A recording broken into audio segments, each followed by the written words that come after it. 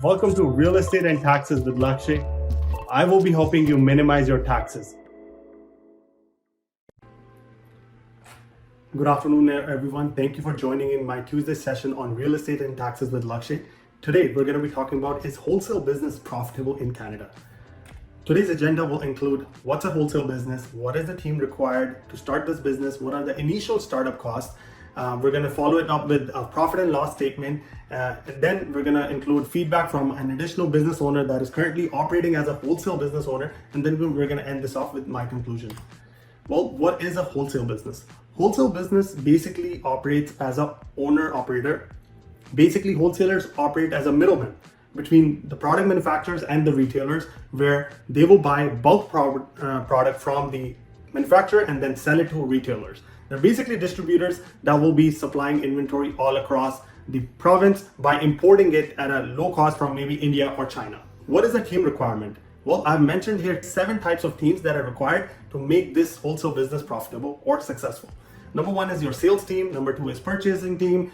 Number 3 is delivery team to deliver the product from your warehouse to the various retail outlets. You need an accounting team to do the inventory, create the purchase order, and basically take the order and process it. You need a warehouse staff to take that purchase order and move it into a delivery van. You need a marketing team to bring in new customers, run ads on Amazon, run ads on Google, and you need a website developer that can really handle your e-commerce system and e-commerce orders.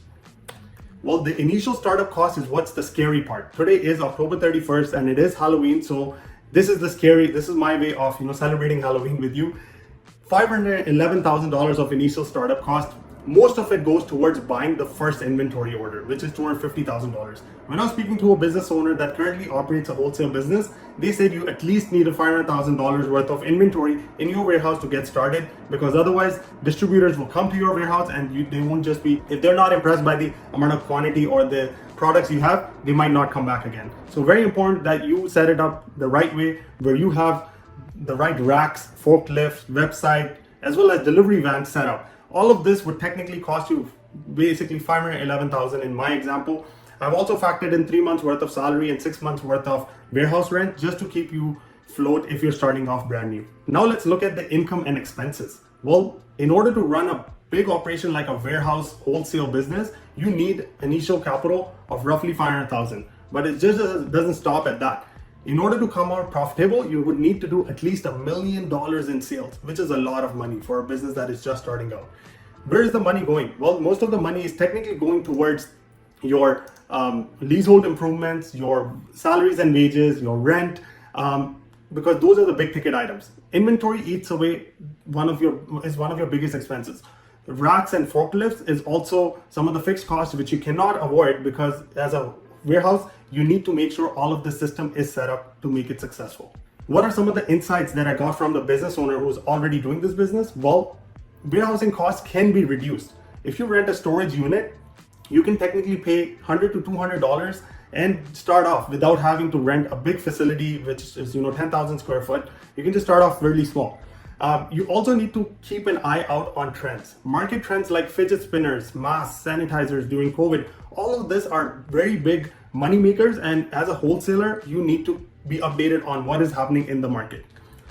One of the things that the business owner asked me to stay away from is products that have multiple variations. This includes clothes with multiple sizes, even the health and skincare products, because they can invite lawsuits. If you are technically doing health and skincare products, if someone gets a rash or it's not according to the guidelines, be not so good for your business.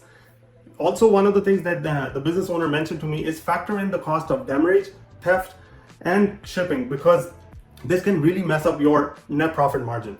One of the deliveries came in and they had their product stuck in customs for 10 days, and that customs charge was really passed on to the business owner, and it ate away a lot of the profits. So now that we have mentioned all of the scary part of opening a wholesale business, what is my strategy or my take on how we can avoid this and make it better? Well, use Amazon as your partner. What are some of the biggest expenses? I say Amazon because most of the biggest expenses will be taken care of by the Amazon.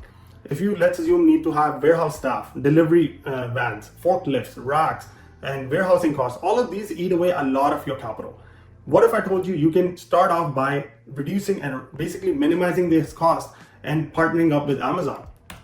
Amazon will eat away 50% of your profit, but they will reduce the cost of delivery. They will basically eliminate you to have an inventory count because they have their own structure that takes care of it. Their warehouse staff takes care of packaging, returns. They already have a website, which is e-commerce. So all of these things that are heavy on you can become basically zero or next to nothing. So what do you now have to do? You just basically need to focus on running ads on Amazon and bringing in those sales. Of course, you need to figure out which product you want to list or compete with, because there's a lot of Amazon sellers. But even if you look at my new examples of income and expenses over here, in the previous example, I was doing $1 million of sales and $200,000 of net profit. In this example, we are only doing $100,000 of sale with $50,000 of inventory, and we're still walking away with good amount of profit. How's that? It is because we are able to control the cost by giving it away to Amazon. Amazon fees would work around basically different tiers, but just an example, 15% of the commission goes to Amazon for listing the product, 25% to 30% goes for delivery, and 2% goes towards storage. Now, if you'd like to sum it up, in conclusion, instead of spending heavy on your initial capital, like I mentioned, 500,000, Amazon can really take care of most of it. They have warehousing support, deliveries, and returns and exchanges, which is a very big logistical challenge in this business, but they take care of it. So, why don't you take that 50% of your energy? Instead of administrative tasks, you can focus more on doing higher number of sales, running better ads on Google, Amazon, as well as various other platforms to gain or increase more sales. Now you must be wondering, how do I know which product is going to be successful or what is the next big thing? Well, there are a few tools that you can look at, like Jungle Scout and Helium 10, which will technically help you determine which product has the highest margin, highest demand, and how you can structure your ad to come out as a winner. But again, keep in mind, Amazon does have strict policies. They might delist your products if you have a lot of customer complaints, you don't fulfill the orders, or you have misleading information on your packaging. So keep that in mind before focusing on this.